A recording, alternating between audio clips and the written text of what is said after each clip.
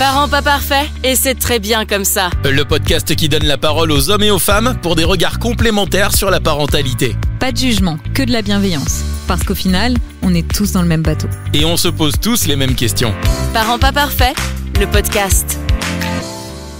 C'est la problématique numéro 1 des parents, le sommeil. Bien dormir la nuit garantit une meilleure gestion des émotions et une réserve d'énergie suffisante pour pouvoir s'occuper de ses enfants correctement, mais également aller travailler et faire toutes les activités du quotidien. Mais voilà, la moitié des enfants de moins d'1 an ne font pas leur nuit. Et après viennent les cauchemars, les terreurs nocturnes et autres maladies qui peuvent perturber le sommeil. Autant dire que les premières années peuvent être difficiles avant de retrouver un sommeil serein. Une étude par vidéosomnographie a montré que les enfants de 1 an à 3 ans s'éveillent en moyenne 3 fois par nuit. La différence entre un bon dormeur et un mauvais dormeur tient dans la capacité ou l'incapacité de l'enfant à se rendormir après un réveil nocturne. Un parent passe en moyenne 54 minutes par cycle jour-nuit à endormir son bébé, soit presque 14 jours la première année, c'est énorme. Quant au sommeil, il ne fait clairement pas bon être jeune parent puisqu'ils n'ont en moyenne que 4h44 de sommeil dans une nuit dans l'année qui suit la naissance d'un bébé. On en parle dans le podcast de Parents pas parfaits et ça démarre tout de suite.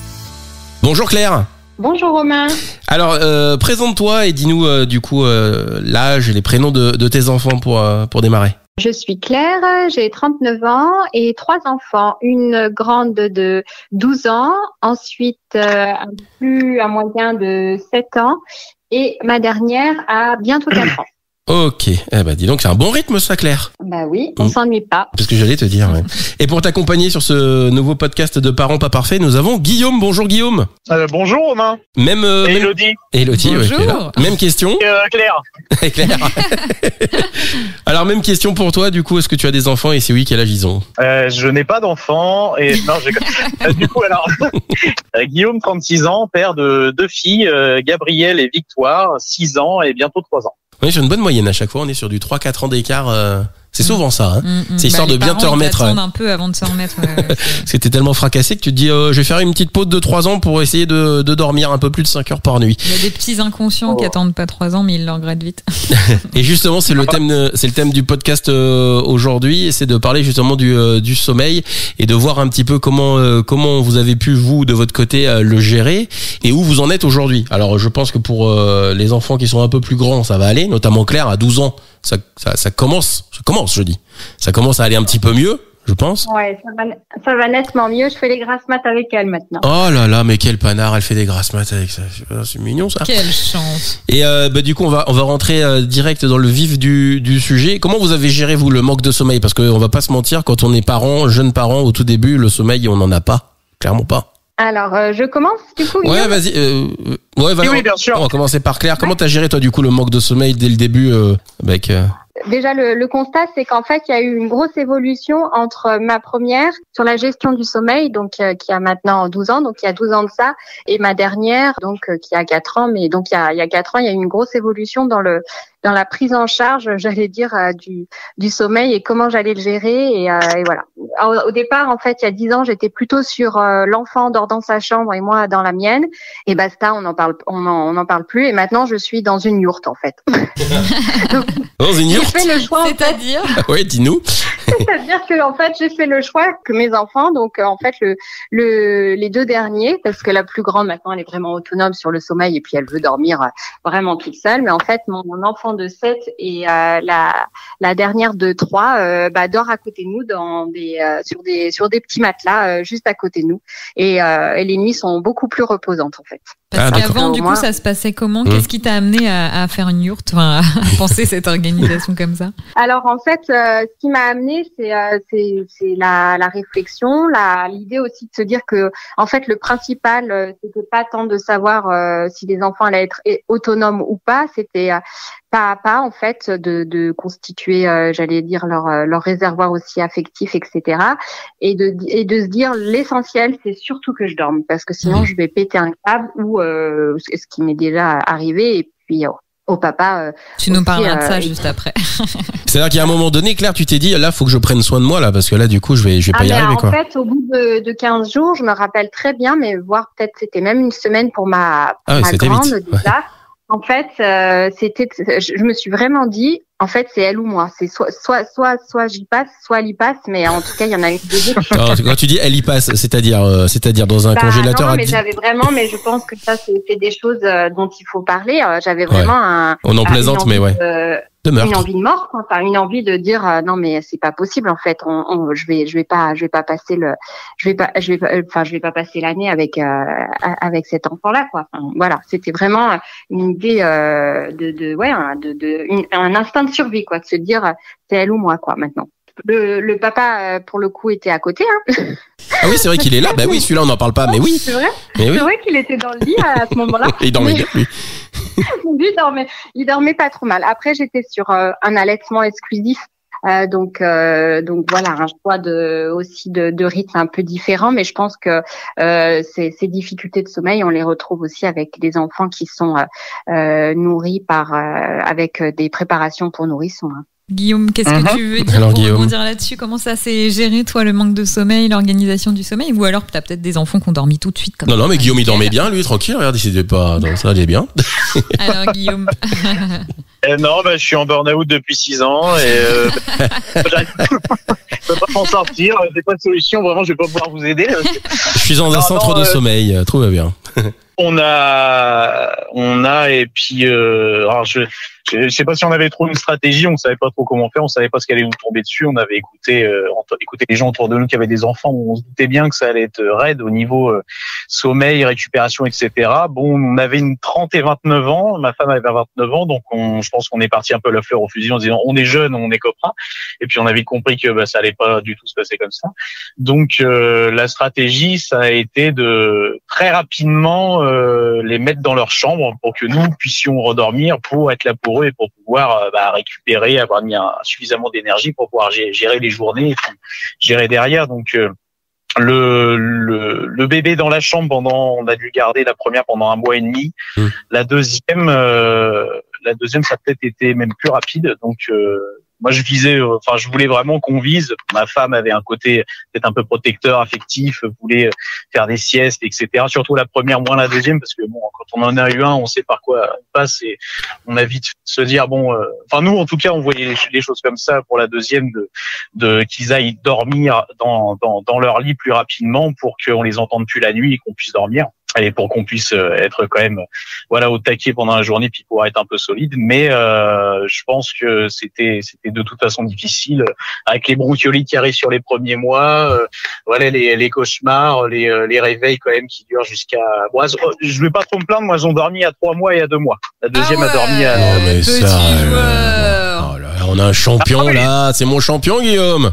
C'est de fou ça. Ça a été quand même moi je me plaindrai pas là-dessus, mais je pense que personnellement, si on avait cherché à les mettre plus tardivement ou à moins presser, peut-être en guillemets le fait de les mettre vite dans leur lit, qu'elles dorment, qu'elles soient autonomes. Donc on a commencé par les siestes et puis après en laissant un petit peu pleurer évidemment, puis en les laissant dormir dans leur chambre même la nuit. Ça s'est fait assez rapidement, elles nous ont pas trop embêtés là-dessus et puis ça nous a permis de dormir mieux. Mais ça a pas empêché que le capital il a fondu. Il a fondu. On part avec un capital. Autant en avoir ce que je conseillerais aux jeunes parents, c'est d'avoir un très bon capital avant de faire des gosses, d'essayer de se blinder et puis savoir qu'il va être corrodé, au fur et à mesure et voir très rapidement au fur et à mesure des nuits. 4h44, c'est des nuits, c'est des demi-nuits, hein, donc c'est dur et on arrive vite au sol, quoi. Et parce que ils font leur nuit rapidement, mais du coup il y a comme tu disais, les maladies, les bronchiolites, les pleurs nocturnes, enfin je veux dire des nuits qui peuvent être quand même hachées. On va revenir sur Claire puis on vient sur toi après, juste après Guillaume. Alors toi Claire, c'était si rapide ou ça, du coup la première après les 15 jours et le fait de te dire là faut que je trouve une solution, ça a mis combien de temps toi? Comment ça s'est passé pour que les enfants trouvent un sommeil un peu apaisé? En fait je dirais que j'ai été réveillée longtemps pour tous les enfants, parce que tous mes enfants, je les ai allaités 6 mois minimum et 3 ans, 3-4 ans maximum. En fait, championne de rien du tout. la difficulté pour moi, c'était surtout de se réveiller, de se lever, d'aller dans une autre pièce, etc. Mais en fait, le fait, d'avoir son enfant dans la chambre, c'est plus simple parce que j'ai juste à tendre les bras, à le câliner ou à l'apaiser de ma voix, etc. Mais je pense qu'aujourd'hui, en fait, c'est au-delà de moi. Enfin, je parle moi en tant que maman, mais mon conjoint, en fait, ça nous rassure et ça rassure finalement les enfants de dormir avec nous, et en fait on se prend plus, on n'a pas de prise de tête sur finalement sur qui se lève ou comment ça se passe. Voilà. Ouais. Mais pour bien préciser, Claire, c'est pas un cododo, hein, on est d'accord, hein? Non, c'est en fait on a un peu de place dans la chambre, donc on a vraiment mis là aujourd'hui on a deux petits lits, les matelas des enfants qui sont censés être dans le lit des enfants, on les a mis vraiment à côté de nous. Mais du coup, pour la suite, ceux qui se demanderaient au niveau de l'intimité du couple, soyez rassurés. Il y en a plus. Depuis 12 ans. Il y en reste. Mais après, on change un peu les horaires, quoi. Mais bon, ça c'est... Ah, écoute, vers 3-4 heures du matin, il y a toujours un petit break, un petit réveil qui se fait naturellement, et puis du coup, on revient les enfants, dormez bien et profondément. Non mais, comme quoi, on a une petite maille qui apparaît, on se dit c'est pas les chats, c'est les gamins qui nous regardent. Pour savoir juste Claire, il y a pas un risque, du coup de les avoir dans la chambre sans qu'ils dorment avec vous, hein, toi et ton mari en cododo. Il y a pas un risque ensuite pour les transférer dans leur propre chambre? Et si oui, à quel âge? Non, en fait, pourquoi? Parce que, par exemple, quand ils vont chez leurs grands-parents, il n'y a pas de difficulté. Moi, je dors dans une chambre, ils dorment dans une autre, en fait. Mais ils ont pris l'habitude de dormir, surtout, en fait, ce qui les rassure, c'est de dormir avec quelqu'un d'autre, en fait. Et quasiment, alors il y a eu, ça n'a pas été toujours linéaire, hein, mais en tout cas, on s'est toujours adapté pour éviter d'avoir à se réveiller trop la nuit, en fait. Ah, quelle chouette idée. Il y a eu je te coupe Claire, pardon, juste je précise pour que ce soit nous, les allaitements n'ont pas duré longtemps. Ma femme a rapidement plus de lait, donc ce qui fait que ça nous a très certainement permis aussi de les mettre dans leur chambre plus rapidement. Alors après, ce que j'ai envie de dire aussi, c'est que là, vous avez deux modèles différents. Ce qui est important, c'est que ça convienne en fait à la dynamique familiale. Peu importe. C'est ça qui est important là quand on vous entend tous les deux, c'est d'avoir trouvé un équilibre qui vous permette que tout le monde se sente bien. Est-ce que l'un et l'autre, voilà, dormir, c'est ça. C'est pas le cas c'est pas le cas pour tout le monde, hein, exemple personnel. Romain, tu nous parleras de ton organisation encore compliquée.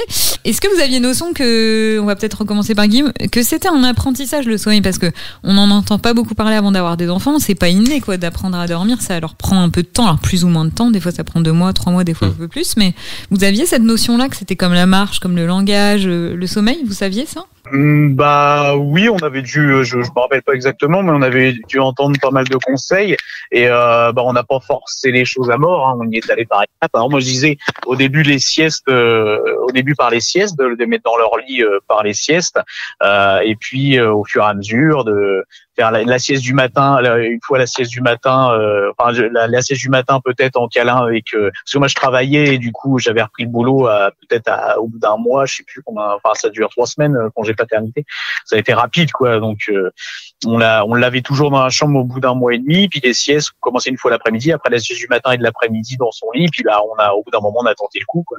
C'est 3 siestes, après t'en as une un peu plus tard aussi en fin d'après-midi, hein. T'es hyper ok avec le sommeil de l'enfant. Non mais c'est ça. Non mais j'ai pas de bêtises. Moi c'est il y a longtemps entre guillemets, il y a 2 ans et demi, mais on fait 3 siestes dans la journée. Il y a rien d'obligatoire, mais ça dépend des enfants en fait. Non, elles en ont toujours eu que 2. Moi, les 2 on a fait 2 phases. Et la deuxième là, a bientôt 3 ans et elle dort 3 heures l'après-midi. Par contre, elle en fait plus le matin, mais elle fait une énorme sieste l'après-midi et des grosses nuits. Et ma femme est créole. D'accord. Est-ce qu'il y a un lien, tu crois? En tout cas, ma femme est une grosse dormeuse. Je pense que la deuxième a hérité du sommeil de ma femme et la a hérité du mien. Elle se lève tôt et elle dort pas beaucoup. Ouais, ça va être génétique alors. Tant mieux, hein. Oui. C'est bien, on en a une sur 2 qui. Et puis J'avoue. Et du coup, bon, il y a des réveils quand même pour toi, Claire, de ton côté, et pour toi, Guillaume. Du coup, comment vous gérez vous les réveils en milieu de nuit? Comment vous faites du coup? Pour Claire, ça a l'air d'être un peu plus simple du coup parce qu'il y a juste à tendre les bras, ça c'est quand même pas mal. Mais je dis ça, c'est peut-être pas exactement comme ça que ça se passe. Pour le coup, Claire, tu vas nous dire. Ensuite, Guillaume, tu nous diras toi comment ça se passe du coup quand il y a les réveils, quand tes enfants se réveillent en même temps ou pas. Déjà, est-ce qu'il se réveille? Est-ce qu'il y en a un quand il y en a un qui se réveille sur les deux, est-ce que ça réveille automatiquement l'autre, etc. C'est pas tout le temps le cas pour le coup. Des fois, il y a des écarts. Là, il y a 3 ans d'écart. Peut-être que du coup, le deuxième, il se réveille pas, il dort comme une masse et il entend pas quand le premier se met à pleurer. Dis-nous Claire, du coup, toi, comment ça se passe quand il y a des réveils nocturnes? Alors, je te parle à toi. Je te demande pas ton mari, vu qu'il dort apparemment à point fermé, le bougre. C'est ça. Vas-y Claire, dis-nous. Voilà, les réveils nocturnes, ils sont en fait, ils sont maintenant très très peu fréquents. Ouais. Alors avant. Encore une fois, quand j'allaitais, c'était en fait la première année a été difficile entre guillemets parce que j'étais réveillée toutes les 2-3 heures, etc. pour chacun de mes enfants. Mais ensuite, en fait, ça s'est fait assez naturellement finalement. Et puis voilà, les réveils nocturnes, chez nous, c'est essentiellement et c'est peu souvent en fait quand ils sont malades et on essaye d'anticiper, c'est-à-dire quand je vois qu'ils vont mal dormir ou quoi que ce soit parce que ils sont encombrés ou quoi, en général j'ai le Doliprane à côté de moi, j'ai les pipettes de sérum Phi pour encore une fois éviter de en fait traverser charge mentale. Voilà. Après c'est vrai que en fait c'est vrai que c'est souvent moi qui prends qui prend l'initiative. En fait souvent quand ils sont malades, trop tard tu l'as dit.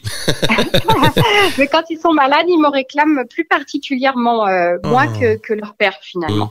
Alors après quand ils sont pas malades en général, ils vont plutôt vers leur père que vers moi. Donc là, je suis un peu jalouse d'ailleurs, mais sinon, quand ils sont malades, en général, ils préfèrent que ce soit moi finalement qui leur fasse les soins entre guillemets que leur. Enfin, ils préfèrent. En tout cas, ils m'interpellent plutôt moi que leur papa. Après, c'est vrai que voilà, nous le sommeil chez nous, ça finalement ça.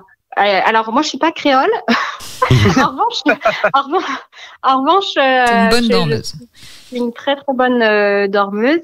Et c'est vrai que par exemple, je t'entendais dire Guillaume pour les siestes. Moi en fait, j'ai beaucoup porté mes enfants en écharpe de portage. Donc les siestes, ils les faisaient sur moi, en fait. Souvent sur moi ou souvent.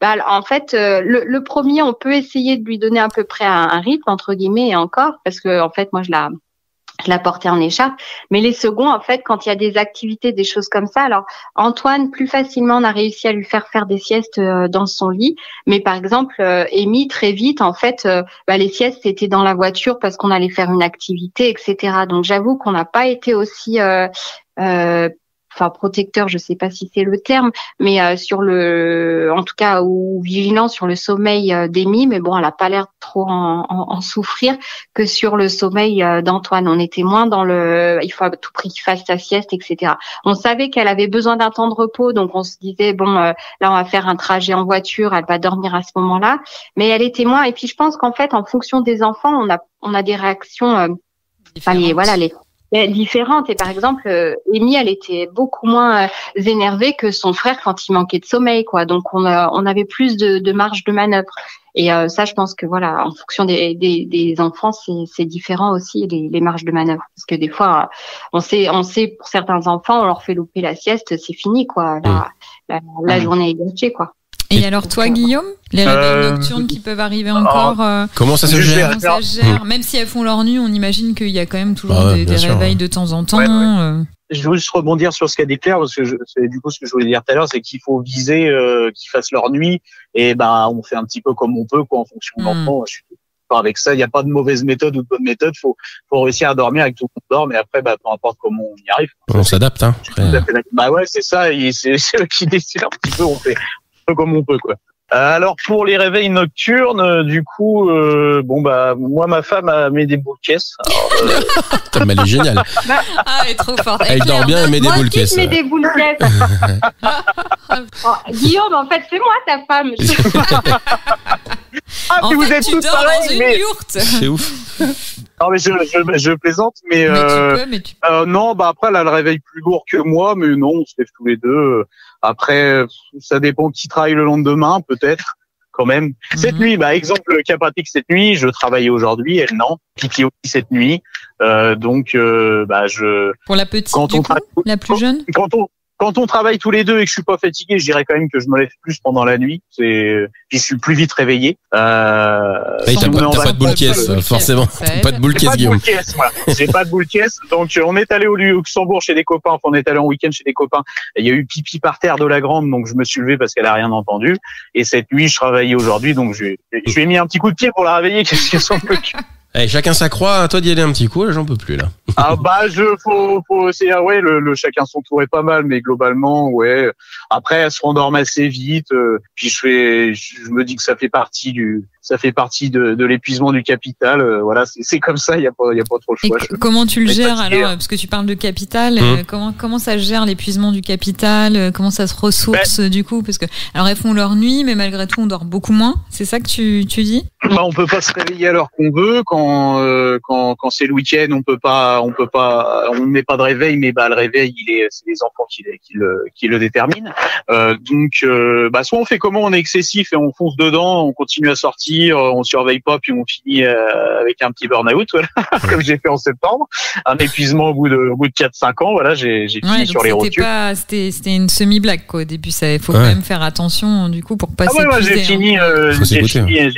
J'ai fini au tas, comme on dit, ouais, clairement, hein, et avec aussi des problèmes familiaux qui nous sont tombés dessus à la fin de l'été, etc. Mais en septembre, j'ai dû m'arrêter pendant 2 semaines pour essayer de me requinquer un petit peu, de repartir. Donc depuis, je suis beaucoup moins excessif. Évidemment, j'ai compris la douleur, j'ai compris la punition, j'ai pas envie que ça recommence. Je pense qu'il faut essayer d'être mesuré, puis de sacrifier. Si on avait une vie sociale assez mouvementée avant, assez remplie, faut quand même viser à récupérer, hein. C'est super important, quoi, si on veut pas finir dans une situation où vraiment on est sur les rotules, quoi. Il faut un maximum anticiper et prévoir, comme quand on fait du sport, il faut prévoir une phase de récupération. C'est exactement la même chose. On dort mal 3, 4, 5 nuits, une semaine, des mois. Il faut qu'il y ait des siestes, il faut qu'il y ait du repos, il faut dire non à des invitations. Je pense que donc des jeunes parents, de jeunes enfants, toi tu leur conseilles quand même de se ménager et de trouver un équilibre, hein. De s'observer, parce qu'en fait faut savoir qu'on a un peu des capitaux sur tout, il me semble, que ce soit soleil, sommeil, digestion. Enfin, moi, je suis pas un expert, mais il me semble qu'on a quand même des petits budgets, des capitaux sur à peu près tous les thèmes. Et le sommeil, on le voit pas forcément venir. On récupère, on puise, on s'en rend pas compte. Puis quand on est dans le fond, ça nous tombe dessus d'un seul coup. Donc, je pense que il faut respecter quand même de la récupération du sommeil de manière assez un peu disciplinée, quoi. De faire des sacrifices et de faire attention. Faut s'écouter quand même, quoi. Qu'est-ce que t'en penses, Claire? Romain, excuse-moi. Non, vas-y, Claire. Non, je rejoins Guillaume dans son analyse. Je pense que c'est hyper important. Alors, au-delà moi, je parlerais peut-être pas de sacrifice, mais plutôt d'adaptation après, parce que sacrifice, je le vois un peu comme une contrainte finalement. Après, je pense que c'est plus, de toute façon, Guillaume l'a très bien expliqué. On n'a pas le choix, sinon effectivement, on va droit dans le mur. Et puis, de toute façon, on se rend bien compte. Hein, on n'a pas toute quand on manque de sommeil, on n'a pas les mêmes émotions qui nous traversent. On n'a pas la même capacité à mémoriser. Pour plein de choses. Donc, c'est sûr que c'est important d'être vigilant. Après, c'est vrai que je pense encore une fois, c'est vraiment famille dépendante. Moi, j'allais dire, on n'avait pas une vie excessivement sociale non plus le soir. Donc moi, ça m'a pas, ça m'a pas perturbé de pas aller voir les copains à droite, à gauche, etc. Mais voilà, je pense que effectivement, il faut vraiment s'écouter parce que après, on met du temps on peut mettre aussi du temps à s'en remettre. Et puis il y a des quand on a sommeil, la colère peut nous faire péter des plombs, les mots peuvent être blessants, on peut avoir des gestes malheureux aussi. Donc ça, il faut vraiment être très vigilant. Et c'est vrai qu'on devrait tous avoir en tant que parents, j'allais dire, un psychologue ou un sophrologue attitré aussi pour la gestion des émotions, parce que ça prend vraiment aux tripes, hein, quand on manque de sommeil. Faut être un peu égoïste quand même, mine de rien. Égoïste dans le sens où faut d'abord penser à soi pour être bien ensuite avec ses enfants, pour essayer de tout à fait. En fait, souvent on a l'impression que donner, on ne peut que donner, mais en fait, avant de donner, il faut pouvoir avoir quelque chose à donner. Donc, il faut déjà avoir son réservoir à peu près rempli. Donc c'est sûr. Ce fameux vase qu'il faut remplir, le fameux vase, ouais. Bah oui, il faut remplir son vase d'eau pour pouvoir après en donner aux autres. Et du coup, vous avez mis chacun, Claire et Guillaume, vous avez mis en place des rituels, vous, pour le coucher, pour que ça se passe apparemment plutôt pas mal, hein, les couchers chez vous et les nuits. Oui, avec des modèles totalement différents, mais qui... Ça a l'air de bien fonctionner. Ouais, il y a des rituels qui ont été mis en place, dans un certain ordre, etc. En fait, encore une fois, en fonction de... Enfin, moi, ça a été très variable en fonction des années, finalement, enfin des enfants.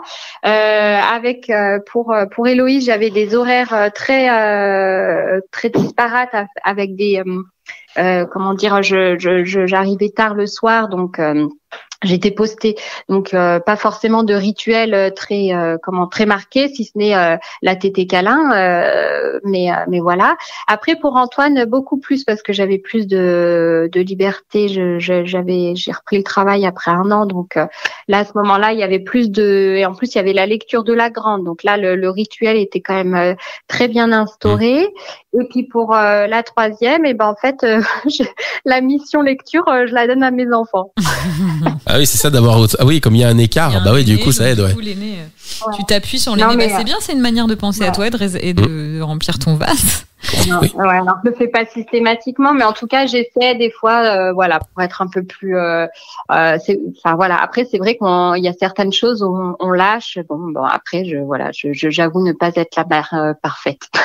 Non mais bon, c'est vrai. Ça va, t'es dans le podcast Parents pas parfaits. Ouais, donc c'est un peu l'idée. Hein. Non, puis le fait surtout de faire lire les histoires aux plus grands, aux plus petits, ça permet de rentabiliser aussi le forfait Netflix, parce que t'as pas le temps, tu vois, sinon. Faut y penser aussi, quoi, c'est important. Tu sais, ça a augmenté, hein, c'est 18 € par mois. Et toi, Guillaume? Oui. Des rituels chez toi? Ah oui, il y a du rituel. Moi, après, j'avoue que je mets, je sais pas si c'est un point d'honneur, mais je mets une importance au fait qu'il y ait un peu de discipline et à être respecté quand je dis quelque chose. Mais concernant ça, pour éviter que ça me prenne trop de coups, j'ai été lâche et j'ai délégué l'autorité, la discipline à ma montre. C'est-à-dire que quand ma montre sonnait, j'ai installé des petites choses. Je faisais croire à mes enfants que je parlais à la montre et que je demandais combien de temps, par exemple, elles avaient pour jouer dans le bar, pour regarder un dessin animé. On devait monter. Donc, j'ai interrogé la pompe, je mettais un minuteur évidemment je détermine moi-même. Hein. Et je me suis rendu compte qu'avec ça il y avait pas de discussion. En fin de journée, on est fatigué, on n'a pas envie de se fâcher, on n'a pas envie d'insister, on a envie que ça aille vite. Et ce truc-là m'a vraiment beaucoup aidé, cette délégation à la montre. Ou alors, puis j'ai fini par le faire au téléphone, de fil en aiguille, c'est-à-dire que on prend le bain. On descend. Moi, le soir, j'ai plein de choses à faire. Faut faire à manger, etc. Quand ma femme travaille, elle rentre à 20h30, 21h. Donc, je regarde pas l'heure systématiquement. J'essaie pas non plus d'être en sprint en permanence, de les laver vite, de les faire manger vite, qu'ils aient. Enfin voilà. Donc, à 20h, je détermine qu'il est temps que les choses avancent. Donc, c'est pipi les dents. En général, elles sont lavées, elles ont mangé. Ça me fait un repère aussi à moi pour savoir à peu près où j'en suis dans ma soirée. Pipi les dents. Et après le pipi les dents, on monte, on fait une histoire. Avec des papouilles, des câlins, une petite chanson. Voilà. Oh là là, ça a l'air tellement simple, Guillaume. Mais la montre, c'est une super idée. ça fait limite rêver. Oh, non, mais la montre, c'est une bonne idée parce que du coup, ça leur permet d'avoir un repère avec une petite sonnerie rigolote où ils se disent bon bah voilà, on a eu un temps de les préparer à pas les sortir. C'est déshumanisé. C'est pas une personne avec laquelle on peut discuter. C'est déshumanisé. Il y a pas de débat. C'est une montre, c'est un ordinateur, c'est un robot. Pour eux, c'est pas palpable. Ils peuvent pas rentrer en contact avec. Donc, à partir de là, il y a pas de débat, il y a pas de discussion. Toi, Elodie, t'as des rituels là du coup pour des enfants ou pas? Ah bah ouais, rituel. Netflix. Je les mets devant la télé. Moi, je les mets devant la télé, moi. 4 heures d'écran par jour et alors. Je récupère à 6 heures le lendemain matin. Ben ouais. Allez, faut remplir son vase, on a dit, non? Rentabiliser le forfait, je disais. Oui. Oui, les rituels. Penser à soi, en fait. Penser à soi, voilà, c'est ça. Donc, les rituels. Moi, les rituels, c'est plutôt brossage de dents, histoire. Mais c'est tout le temps pareil, quoi. Ça revient quand même pas mal. Ça permet de les repérer. Puis ça dévie, hein. Ça dévie. Je vais boire. Oh, j'ai oublié de ceci. J'ai oublié un dodo en bas, donc ça peut dévier. Et puis quand on passe les enfants dans les grands lits. Ce qui est le cas pour mon deuxième qui a 3 ans. Il redescend dans les escaliers, il s'accroupit. Des fois, on le voit au bout d'un quart d'heure derrière nous. Donc voilà. Donc après, quand il n'y a plus... il redescend. Des fois, ça arrive qu'il redescende de son lit. Mais en règle générale, le coucher, ça se passe pas trop mal. Mais moi, ils ont 4 et 3 ans. Mais comme beaucoup de parents, les premières années, ils n'ont pas fait les nuits à 2 et 3 mois. Moi, ça a plutôt duré un petit peu plus tard. Donc voilà, comment dire. Mais maintenant, c'est réglé. Mais je dirais que c'est quand même les 2 premières années les plus difficiles. difficile. Toi, Romain, t'as un petit garçon de 2 ans, 2 ans. Tout à fait, 2 ans. Tu veux nous parler du sommeil? Parce que je sens le sommeil, mais quel sujet! Le sommeil. Maintenant, nous, notre enfant, il a fait un RGO, donc du coup, ça a été compliqué les nuits. Ce fameux rejet gastro-œsophagien qui fait que quand il mange, il vomit. Ce qui fait que quand il faut le nourrir la nuit aussi, parce que du coup, il a faim la nuit, donc il pleure. Donc il faut le nourrir, il faut y penser. Et puis là, il y a un nouveau truc. C'est une petite nouveauté. C'est la petite nouveauté donc il dort dans son lit. Ouais, ça y est, là, il dort dans son lit. Mais là, son nouveau truc, c'est que maintenant, il dort dans son lit, mais on a fait beaucoup de cododo. Et là, maintenant, en fait, il a capté, il vient, avant, il se réveillait, il pleurait, on allait le chercher, on le récupérait dans notre lit. Et là, maintenant, en fait, il se réveille, il pleure plus. Par contre, il vient tout seul dans notre lit. C'est-à-dire que t'entends juste les petits pieds qui font tic, tic, tic, tic, tic, tic, tic sur le parquet. Et il se pointe, il te regarde avec ses doudous, genre, allez, vas-y, prends-moi dans le lit. C'est énorme, ouais. Donc, et alors, est-ce que ça convient à ta dynamique familiale et à ton sommeil? Alors, intimement parlant, on va dire que, contrairement à Claire, nous, non. Nous, on n'a pas l'intimité, tout ça, c'est quelque chose qu'on a mis un petit peu de côté. On en fera un podcast, Élodie, de ces histoires-là. Et, non, mais après, qu'est-ce que tu veux faire? On va pas lui dire. Non, mais attends, Romain, je te coupe, on est sur une bonne moyenne de 1 fois par mois. Hein. Ah oui, on est sur un gros truc, là. Ah ouais. Ah ouais, ça te laisse le temps de réviser un petit peu l'anatomie. On n'est même pas là sur la prévention du cancer de la prostate là, donc. Ça, j'annonce, on le laisse dans le podcast, on ne coupe pas. Ça, c'est très très long, ça. Ouais. On en fera même d'ailleurs le teasing. On utilisera cette partie, Claire, pour le teasing de ce podcast qui n'a absolument rien à voir avec le sommeil. Mais bon, ça revient toujours sur le tapis, Romain. J'ai l'impression que c'est un peu le leitmotiv, la marque. La sexualité revient. C'est surtout, en fait. Au-delà de ça, j'ai envie de dire que c'est aussi le ciment du couple et de la famille, du coup. Donc, c'est vrai que... Le sommeil ou...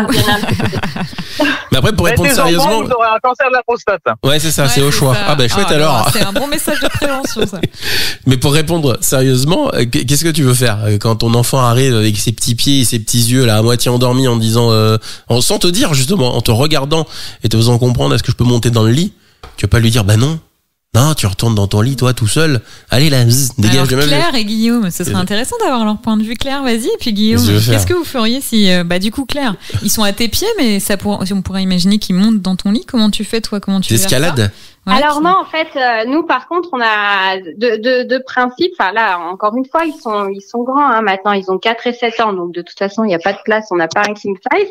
Par contre, la règle, c'est celle-ci. Vous dormez avec nous, mais vous dormez dans votre lit parce que moi, je veux dormir correctement. Et il y a quand même des règles. Voilà, c'est pas freestyle. Je les ai pas au milieu de nous deux ou quoi que ce soit. C'est vraiment vous dormez avec nous. On est et puis maintenant, on leur dit d'ailleurs parce que comme ils deviennent quand même de plus en plus grands. J'allais dire, et on amorce la transition justement pour la chambre. Vous êtes invités dans notre chambre, c'est pas votre Vous êtes chambre. invités. Ah c'est pas, il y a un loyer en plus. Mais oui, bien sûr. Attends, dis donc. Oui.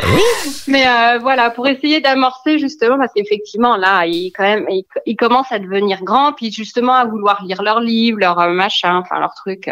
Donc c'est vrai que maintenant on entame une transition, un temps où je pense que d'ici quelques mois, ils vont filer dans leur chambre. Dans la Non, mais pour préciser, dans la même chambre, en fait. Claire, pour préciser, t'as des enfants de 4, 7 et 12 ans, tu nous as dit, mais les 3 sont dans votre chambre? Non, 12 ans. Non, la grande, en fait, elle a, la plus grande, elle a jamais dormi avec eux. Elle a jamais dormi. Si, elle a dormi un temps avec moi, mais l'affaire de 3 mois, je crois. Mais sinon, elle avait jamais dormi avec moi. Puis tu disais que c'était pas le même modèle éducatif il y a 12 ans, t'avais pas la même conception des choses. Ouais, puis surtout, puis j'avais pas, il y avait plein de choses que j'avais pas en tête. Et voilà. Et surtout, en fait, moi, l'idée que j'ai du sommeil de l'enfant et des parents, c'est, ce que tu dis très bien, Élodie, c'est surtout que chacun, il n'y a pas de modèle parfait, il n'y a pas de modèle à adopter. Il y a surtout des parents qui doivent dormir, quoi. Ça c'est un super. On va pas tarder à conclure le podcast. On va reprendre. Guillaume, si t'as un petit enfant qui vient avec les yeux tout mignons en pleine nuit, comment vous faites et qui dit je veux dormir avec vous? Déjà, on a des chats. Il y a plus de place dans le lit. Plus un Doberman. Désolé, les gosses, la place est déjà prise. Et non, ça, moi, c'est un truc avec lequel j'avais beaucoup de mal, surtout quand ils étaient tout petits.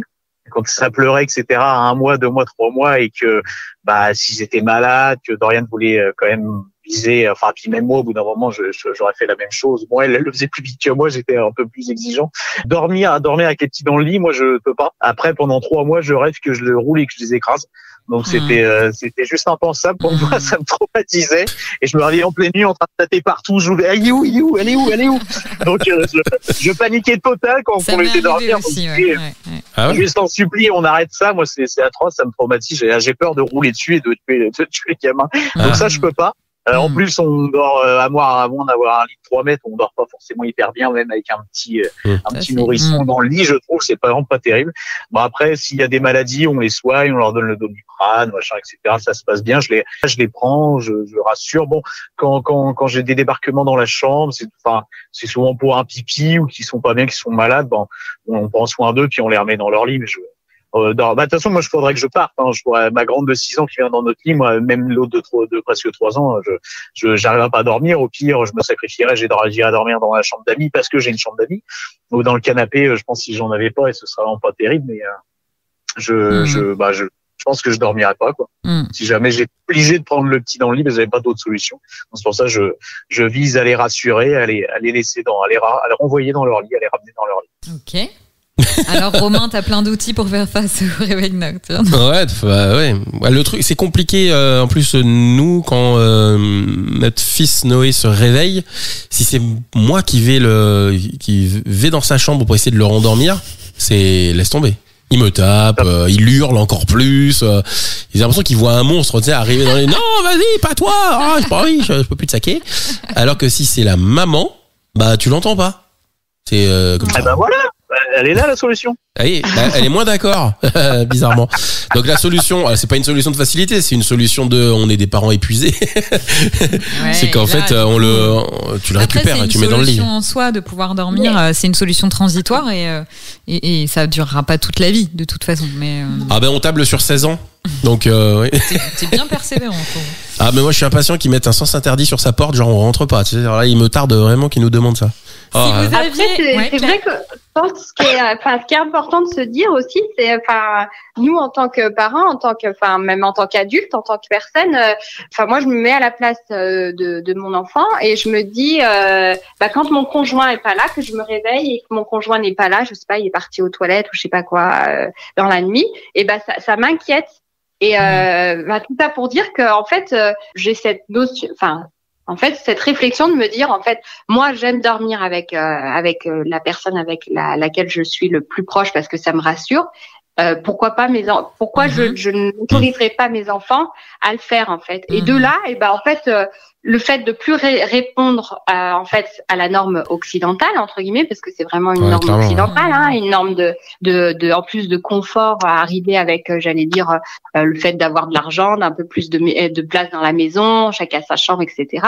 Mais finalement, c'est une norme qui n'est pas forcément en lien avec les besoins propres de l'enfant ou même de l'humain, parce que encore une fois, à part quand a priori mes parents qui sont âgés, ils aiment plus dormir avec quelqu'un, mais ça c'est encore autre chose. Donc Romain, prends ton mal en patience. Écoute, à un moment donné, on n'a plus trop le choix. Ou mets un petit matelas au pied de ton lit. Le petit matelas, Romain. Ça c'était l'idée d'ailleurs, à un moment donné, on en avait parlé. C'est plus confortable que de dormir avec un enfant entre deux personnes. Tu pourras pas passer dans la chambre tout seul entre vous deux, mais par contre un petit matelas par terre, ça peut vraiment être bien. Mais on avait essayé un lit parapluie, on a essayé plein de trucs, un lit au sol, on a essayé plein de solutions. Mais non, mais qu'est-ce que tu veux? Les enfants, ils aiment bien sentir le contact et surtout le contact de la maman. Ils aiment bien sentir ses jambes pas épilées parce qu'elles ont pas eu le temps de le faire. Ah ouais, bon, tu balances sur ta femme comme ça. Ah purée. Parce qu'elles sont épilées tes jambes, Romain? Non, moi ça va. Pourquoi on devrait s'épiler? Claire, tu t'épiles plus, c'est ça? Une fois par mois, t'as plus besoin à un moment donné de. Faut qu'on clôture, on va déjà avoir de la coupe à mort. Moi, j'y arrive encore, je suis désolé. On est sur le vase. 3 à 4 fois par semaine, Guillaume. Attends, il y a un rythme à prendre. Les enfants. C'est un sportif, C'est un sportif. Je dirais que pour les sujets annexes, pour essayer de rester à peu près en santé et de garder de l'énergie, quand le sommeil, ça devient super. on n'a pas de solution. Moi, il y a j'ai un sommeil de merde. Franchement, si je voulais vraiment, si je voulais répondre à mes besoins, ce serait clairement pas ça. Je suis à 50% de ce dont j'ai besoin. On essaye d'améliorer autre chose, d'autres paramètres. J'essaye de soigner l'alimentation, de faire du sport, de boire le moins d'alcool possible. Je fume plus depuis 3 ans. Voilà. Dis donc, c'est une sacrée bonne vie, ça. Je sors plus, je fume plus rien. Romain, oui. je bois des jus de légumes. Ah là là, t'as vu me faire rêver. On a parlé des légumes. Non, on l'avait fait à un moment donné, on avait attaqué nous les jus de légumes aussi, puis bon, à un moment donné, on s'est dit, voilà, c'est très très vert quand même les légumes, ça coûte un peu une blinde. Mine de rien. J'ai un potager. Écoute, on aura bientôt une maison, on fera pousser des courgettes et des concombres, on pensera à toi. Après, je dirais qu'il faut essayer de récupérer de l'énergie un petit peu ailleurs, comme on peut. Mais bon, c'est sûr que c'est pas tous les jours drôle si on fait que ça. Ouais. On se marre pas tous les soirs. Hein. Non, mais un des conseils aussi, c'est peut-être essayer de trouver des moments, même 10 minutes, un quart d'heure pour se poser, alors. Moi, je suis pas adepte de la sieste où tu dors, tu sais, quand tu passes le cap des 20 minutes, après, t'es parti sur un sommeil horrible où quand tu te lèves, t'as la tête vraiment dans le pâté, il y a rien de pire, en fait, où il te faut une demi-heure pour émerger. Mais en tout cas, des mini-siestes, ou en tout cas des mini-pauses, ou même des mini-coupures de 10 minutes, un quart d'heure, c'est cool, ça. Après, quand les enfants méditation. sont tout petits. Ouais, peut-être aussi, ouais. Quand les enfants quand sont j'étais en burn-out, j'ai fait des méditations. Ah bah. Avec YouTube. C'est super. Ça, c'est bien, ouais. Et même des hypnoses, on peut enchaîner. Mais ouais, des espèces d'hypnose avec quelqu'un qui parle et pendant un quart d'heure, et je me réveille à la fin du truc et c'est nickel. Parce que au-delà de 20 minutes, je suis d'accord, c'est un cauchemar. Ah ouais, après, juste pour tempérer, quand il y a des enfants tout petits, les premières années, les parents, ils ont quand même besoin de faire la sieste. Ça arrive souvent que les parents fassent la sieste, c'est leur période de répit. Après, ça s'atténue quand les enfants grandissent, mais quand à un moment donné, tu as besoin, quoi. Tu as besoin de récupérer ce que tu dors pas la nuit à un moment donné. Sur une phrase vraiment succincte, est-ce que l'un et l'autre, vous pourriez donner un conseil que vous donneriez soit à des tout jeunes parents, soit à des futurs parents? C'est quoi ça? Donc, il y a un bruit derrière nous. Parce qu'on enregistre à la maison et du coup, il se passe des trucs. Normal. Vas-y, chérie, verse de l'eau. Non, on est en train de donner à boire à notre chien. Donc voilà, on vous dit ce qui se passe. C'est bon, monsieur le chien, de l'eau. On entend tout, hein. C'est du matériel de pointe, hein. Tu sais que la NASA nous réclame ce matériel, hein. On entend tout partout, hein. Ça me paraît bizarre qu'on me demande d'intervenir. J'ai l'impression que j'écoute une émission de radio. Et non, pourtant, non, là, tu es acteur de ce podcast Parents pas parfaits. Alors du coup, Elodie nous disait. Je vous disais, si vous aviez en une phrase, très rapidement, une phrase que vous diriez aux parents, ou un conseil que vous donneriez aux futurs ou aux très jeunes parents pour qu'ils épuisent pas leur capital sommeil. Claire. J'allais dire justement, si tu dors toi, c'est l'essentiel. Si tu dors toi, c'est l'essentiel. Super. Non, mais évidemment. Et Guillaume, la solution, c'est ça. J'ai pas pu faire plus vite. Buvez des jus de légumes, voilà. Soyez patient et ça devrait s'arranger. Je sais pas vraiment de solution miracle, mais faut viser que les enfants, et en une seule phrase, c'est pas simple. Je dirais, écoutez-vous, respectez-vous et anticipez. Parce qu'on nous dit pas assez. Ça se prépare d'être parent. On n'est pas assez sensibilisé à pas mal de choses, mine de rien. C'est un vrai job, hein. C'est un vrai job à plein temps et on est tous dans le même bateau. Exactement. On a tous les mêmes problématiques. Merci Claire en tout cas et merci Guillaume pour. Merci Romain, Elodie. Oui, Guillaume, qu'est-ce qui se passe? Dis-nous. Vas-y, tu peux encore parler. Profitez des grands-parents quand vous en avez. Ouais. Un maximum. Ah ouais, clairement, ça aide bien quand même. Exploitez-les. Oui, sans culpabilité. Mais non, mais en plus, généralement, les petits-enfants adorent leurs grands-parents et les grands-parents adorent leurs petits-enfants. Donc, on fait rien de mal en leur confiant 3 semaines par mois. Sans contexte. Tu vois, c'est pas. Non, mais dans ce que tu dis là, il y a quand même une vérité, c'est que en fait, c'est essentiel d'être entouré, d'avoir du relais, sûr, etc., et de se laisser l'opportunité en fait d'avoir du relais. Et en fait, moi, je conclurais sur il faut pas. En fait, la norme n'existe pas, quoi. En fait, il faut se créer sa propre norme, répondre à ses propres besoins avec. Voilà. Non, mais c'est bien, Claire. Tu couperas. Non, mais c'est bien, ça finit comme ça. Ah, Guillaume, ça avait l'air bien ce que t'as dit et ça a coupé. Vas-y. on fait ce qu'on peut avec ce qu'on a sur le moment. Exactement. Voilà. Et on s'adapte à la situation au fur et à mesure. On va faire un cumul de toutes vos phrases type à la fin. Tac, tac, tac, tac, tac, tac. On va en avoir 6 ou 7. C'est pour ça qu'on a appelé ce podcast Parents pas parfaits, parce que voilà, on fait ce qu'on peut avec ce qu'on a, et il y a énormément de livres qui nous donnent des directives et des choses à faire, mais tu peux pas forcément toutes les appliquer. Et si tu les appliques pas, c'est pas grave. Mais non, faut être son premier supporter. Hein. Mais non, alors, il est en train de parler à sa femme. Là, Cindy, tu veux conclure quelque chose ? Vas-y. Allez, vas-y, Cindy, dis bonjour à Guillaume et Claire. Bonjour. Tu vois, au lieu d'avoir des enfants, prenez un Tamagotchi. Oui, mais le petit matelas à côté. Elle a dit. Non, bah, elle est horrible. En plus, est-ce qu'on valide vraiment ce truc ? Prenez un Tamagotchi. Tout ça pour ça. On va le garder, ça. On va le garder. On le refera écouter à notre fils. On dira, tu vois, t'as failli être un Tamagotchi. Et t'as de la chance, hein. Merci beaucoup à vous d'avoir participé à ce podcast et de vous être rendu disponible.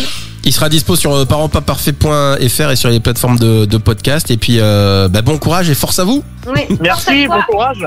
Et à Sylvie. J'ai l'impression qu'en fait, entre parents, on se dit tous, allez et bonne chance et courage. À chaque fois, on dit ça dans les podcasts. À très vite, salut, ciao. On espère que vous avez appris des choses et passé un bon moment. Et on vous dit à très bientôt sur Parents pas parfaits, le podcast qui donne la parole aux hommes et aux femmes.